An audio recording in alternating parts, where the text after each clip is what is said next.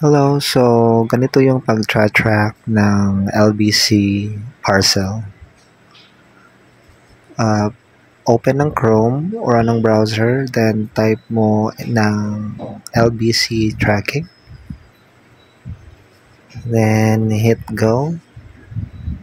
Piliin yung pinakaunang link na lumalabas.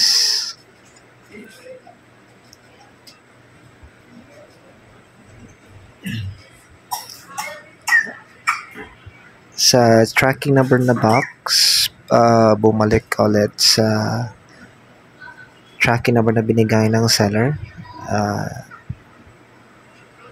Ayan, may circle na. Then enter natin dito sa box na walang dashes. Mahalaga na walang dashes kasi hindi gumagana ito. And then i-hit na natin yung track.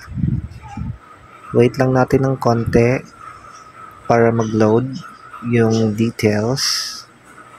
Depende talaga kung mabilis yung internet mo or hindi.